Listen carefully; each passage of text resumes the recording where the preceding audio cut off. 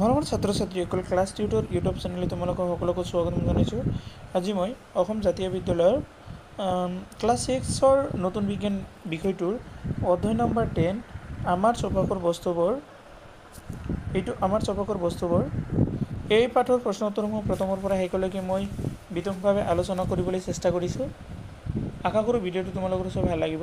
মৰমৰ ছাত্ৰ ছাত্ৰীসকল, যদি ভিডিঅ'টো তোমালোকৰ ওচৰত ভাল লাগে অনুগ্ৰহ কৰি চেনেলটো ছাবস্ক্ৰাইব কৰি ৰাখিবা, কাৰণ ছাবস্ক্ৰাইব কৰি ৰাখিলেহে মই ইয়াতকৈ ভাল ভাল ভিডিঅ' তোমালোকক দিবলৈ চেষ্টা কৰিব পাৰিম। তো হয়, এতিয়া তোমালোকৰ মেইন ভিডিঅ'লৈ যাওঁ আমি। তো অনুশীলনীৰ প্ৰথমটো এতিয়া এটা অনুশীলনী থাকে এনেকুৱা। অনুশীলনীটো মই দিব পাহৰিছোঁ, এইটো তোমালোকে চাই ল'বা যে অনুশীলনী আছে ওপৰত। প্ৰথমটো প্ৰশ্ন আছে, শুদ্ধ উত্তৰটো কি হ'ব লিখা। মানে 1 নম্বৰ আছে এবিধ অৰ্ধস্বচ্ছ বস্তুৰ উদাহৰণ, মানে স্বচ্ছও নহয় আৰু একেবাৰে অস্বচ্ছও নহয়। তোমালোকেতো স্বচ্ছ জানা যে যিটো বস্তুৰ মাজেৰে মানে আমি চাব পাৰোঁ সেইটো স্বচ্ছ। অস্বচ্ছ পদাৰ্থ মানে কি, যেটা বস্তুৰ মাজেৰে একেবাৰে চাবই নোৱাৰি, যেনেকুৱা কাঠ থাকে, প্লাষ্টিক থাকে, সেইবোৰ বস্তু আমি চাব নোৱাৰিম। কিন্তু অৰ্ধস্বচ্ছ মানে যিবোৰ বস্তু কি হয়, আধা আধা বা খোলা খোলা দেখা যায়, সেইবোৰ অৰ্ধস্বচ্ছ বস্তু বুলি কোৱা হয়। তো সেই হিচাপত বায়ু, কাঁচ, তৈল, কাগজ এইকেইটাৰ ভিতৰত চাবা, বায়ুটো মানে একদম স্বচ্ছ বস্তু, কাঁচো স্বচ্ছ বস্তু, তৈল কাগজটো মানে কি হয়, স্বচ্ছও নহয় অস্বচ্ছও নহয়। এটা মনত ৰাখিবা, তৈল কাগজটো মানে তেল দিয়াৰ পিছতো সেই কাগজটো কি অলপ অলপ বগা হয়, বগাৰ পিছত মানে অলপ কি থাকে, চিকচিকীয়া হয়, যাৰ কাৰণে আমি অলপ ঘোলাঘুলি মানে তাৰ বেগপিটিত দেখা পাওঁ। সেইকাৰণে এইটো হ'ব কি, তৈল কাগজটো সঠিক উত্তৰ, কিন্তু কাগজ নহয়, কাগজটো এটা অস্বচ্ছ পদাৰ্থ। 2 নম্বৰ আছে এবিধ পানীত অদ্ৰৱণীয় পদাৰ্থৰ উদাহৰণ। পানীত অদ্ৰৱণীয় মানে মিহলি হৈ নোযোৱা কিছুমান বস্তু আছে যে মানে পানীত দিয়াৰ লগে লগে পানীৰ লগত মিহলি হৈ যায়। তো গ্লুক'জটো চেনিৰ নিচিনা, পানীত দিয়াৰ লগে লগে মিহলি হৈ যায়। বালিটো কি হয়, নদীত থাকে, বালিটো পানীৰ লগত মিহলি নাযায়, কি হয়, বালিটো পানীৰ তলত জমা হৈ থাকে। সেইকাৰণে এইটো চাম, চেনিটো মিলি যায়, নিমখো পানীৰ লগত মিলি যায়। এই তিনিটা ভালকৈ চাবা, মানে কি হৈছে, গ্লুক'জ, চেনি আৰু নিমখ এই তিনিটা পানীৰ লগত মিলি যায়, কিন্তু বালিটো ইয়াৰ লগত নিমিলে। সেইকাৰণে সঠিক উত্তৰটো হ'ব তোমালোকৰ বালি। 3 নম্বৰত আছে, ঘৰত ব্যৱহাৰ কৰা কাপ প্লেট সাধাৰণতে কি পদাৰ্থৰে নিৰ্মিত। আমি সকলোৱে জানো, আমাৰ মা দেউতাহঁতে বা মায়ে ঘৰত যিটো শাক পাচলি কাটে তাক বঠি বুলি কয়, দা লোহাৰে তৈয়াৰী। গেছটো মানে গেছ চোলাটো লোহাৰে, গেছ চিলিণ্ডাৰটো লোহাৰে। কিন্তু সেই হিচাপত আমি যে খোৱা খাওঁ, কিছুমান কাঁহী আছে যিবোৰ মানে প্লাষ্টিকৰ আছে, কাঁচৰ আছে, অথবা লোহাৰৰ, ষ্টীলৰো আছে, পিতলৰো আছে। কিন্তু আমি যে চাহ খাওঁ, চাহটো প্লাষ্টিকৰ হ'ব পাৰে, পিতলো হ'ব পাৰে, কাঁচৰো হ'ব পাৰে। সেই হিচাপত ইয়াত চোৱাচোন কিহেৰে নিৰ্মিত বুলি কৈছে। A নম্বৰ আছে চেৰামিক, B নম্বৰ কাঁচ, C number steel, D number লো। সাধাৰণতে কাপপ্লেট যে হয় মানে চিনামাটিৰে, এইটো কিহেৰে বনোৱা হয়, চেৰামাটিৰে বনোৱা হয়। সেইকাৰণে উত্তৰটো চেৰামিক। 2 নম্বৰত আছে এবিধ সামগ্ৰী কি কামত ব্যৱহৃত হ'ব, সেয়া কিহৰ ওপৰত নিৰ্ভৰ কৰি লিখা। পদাৰ্থৰ ধৰ্ম অনুসৰি সামগ্ৰীবিধ কি কামত ব্যৱহৃত হ'ব সেয়া নিৰ্ধাৰণ কৰা হয়।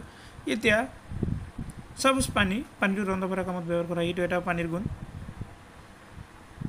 তাৰপিছত ঝাৰু এটা চোৱা, ঝাৰুটো দি কি কাম কৰা হয়, ইয়াকতো মানে আমি ঘৰ মোচা বা চাফা কৰাত হয়, ঝাৰুটো বেলেগ কামত নাহে। সেইটো মানে পদাৰ্থ এটা মটৰ চাইকেল চোৱা, ইয়াক মানে কি হয়, ইফালৰ পৰা আনফালে অহা যোৱা কৰাত হয় দৰকাৰ। সেইকাৰণে মানে কোনটো পদাৰ্থ ইয়াৰ ধৰ্ম অনুযায়ী মানে বা এই ধৰ্ম অনুযায়ী আমি সামগ্ৰীবোৰ কি কৰোঁ, ব্যৱহাৰ কৰোঁ। 3 নম্বৰ আছে কাঠেৰে নিৰ্মিত 6বিধ বস্তুৰ নাম লিখা। এইটোতো সহজ একেবাৰে। কাঠেৰে নিৰ্মিত 6 বস্তুৰ নাম হ'ল বিচনা, চকী, মেজ, পীৰা, দুৱাৰ, আলমাৰি। নেক্সট,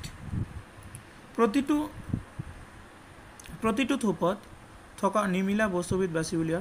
তাৰমানে ইয়াত এই নম্বৰটো চোৱা, ইয়াত কেইটামান বস্তুৰ নাম দিয়া আছে, এইকেইটা বস্তু কোনটা বস্তু নিমিলে এতিয়া চাব লাগিব। মিচিৰি, নিমখ, চেনি, গ্লুক'জ। ইয়াত ভালদৰে চাবা, চেনি, নিমখ, গ্লুক'জ এই তিনিটা বস্তু কি হয়, পানীৰ লগত মিহলি হৈ যায়, কিন্তু মিচিৰি মিলি নাযায়। সেইকাৰণে ইয়াৰ অমিল বস্তুটো হৈছে কি, মিচিৰি। এনেকৈ গোল দিলেও হ'ব, অথবা উত্তৰটো লিখি এনেকৈ দিলেও হ'ব। তাৰপিছত বি নম্বৰটো চোৱা, লো, এলুমিনিয়াম, তাম, কাঠ। এইটো কি হৈছে, পদাৰ্থ চাৱা, এই লো এলুমিনিয়াম তাম আটাইবোৰ কি হৈছে ধাতৱীয় পদাৰ্থ, কিন্তু কাঠটো হৈছে অধাতৱীয় পদাৰ্থ। এইবোৰ খনিৰ পৰা আহৰণ কৰিব লাগে, কাঠটো কোনো খনিৰ পৰা আহৰণ কৰিব নালাগে, সেইকাৰণে সঠিক উত্তৰটো হৈছে কাঠ। এইটো গ'ল দিব পৰা এনেকৈ, কাঠটো হ'ল সঠিক উত্তৰ। চি নম্বৰ হৈছে বাঁহ, কাঠ, প্লাষ্টিক, শিলগুটি। ইয়াৰ ভিতৰত চোৱা বাঁহ, কাঠ, প্লাষ্টিক এইবোৰ কি হয় পুৰিলে শেষ হৈ যায়, কিন্তু শিলগুটি পুৰিলেও কেতিয়াও শেষ হৈ নাযায়, সেইকাৰণে ইয়াৰ ওলোটাটো হৈছে মানে সঠিক উত্তৰটো হৈছে শিলগুটি। দুই নম্বৰ বায়ু, পানী, কাগজ, কাঁচ। এইকেইটাৰ ভিতৰত চোৱা বায়ু, পানী, কাঁচ এইবোৰ কি হয় স্বচ্ছ পদাৰ্থ, কিন্তু কাগজটো হৈছে কি অস্বচ্ছ পদাৰ্থ, সেইকাৰণে কাগজটো হ'ল সঠিক উত্তৰ। নেক্সট ই নম্বৰত আছে বিচনা, চকী, বাল্টি, টেবুল। এইবোৰ চোৱা বিচনা, চকী, টেবুল এই তিনিটা বস্তুৰ মিল আছে, কিহৰ কাৰণে এইবোৰ কাঠেৰে তৈয়াৰী হয়, কিন্তু বাল্টিটো কাঠেৰে তৈয়াৰী নহয়, সেইকাৰণে বাল্টিটো হ'ল সঠিক উত্তৰ। নেক্সট আছে মিচিৰি, চকৰ গুড়ি, নিমখ, চেনি। মিচিৰি, নিমখ, চেনি এইবোৰ কি হয় পানীৰ লগত মিলে, কিন্তু চকৰ গুড়িটো পানীৰ লগত নিমিলে, সেইকাৰণে সঠিক উত্তৰ চকৰ গুড়ি।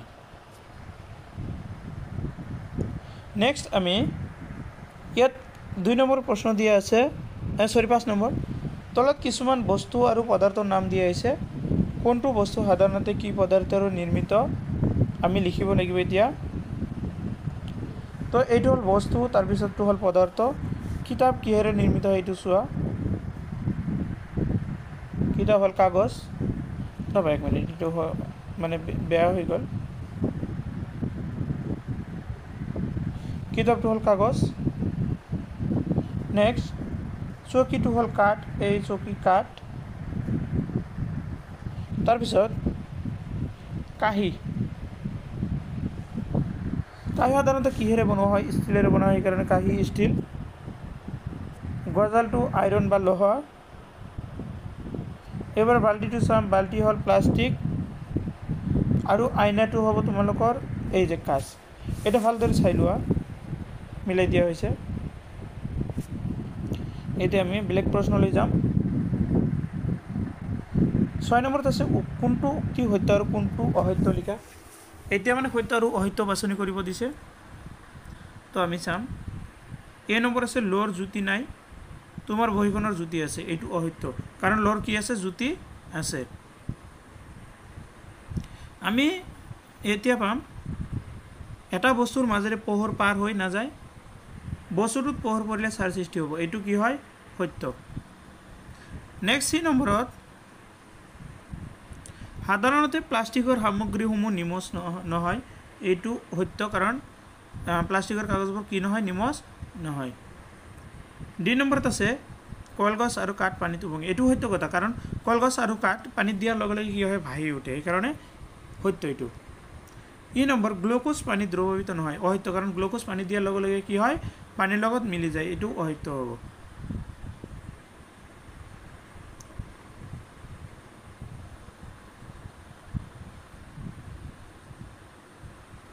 এক নম্বৰ স্বচ্ছ বস্তুৰ মাজেৰে পোহৰ পাৰ হৈ যায়, এইটো সত্য, স্বচ্ছ বস্তুৰ মাজেৰে এনেকৈ লাইট মাৰাৰ লগে লগে কি হয় পোহৰটো পাৰ হৈ যায়। এতিয়া আমি নেক্সট প্ৰশ্ন চাম, 7 নম্বৰ জ্যোতি কাক বোলে।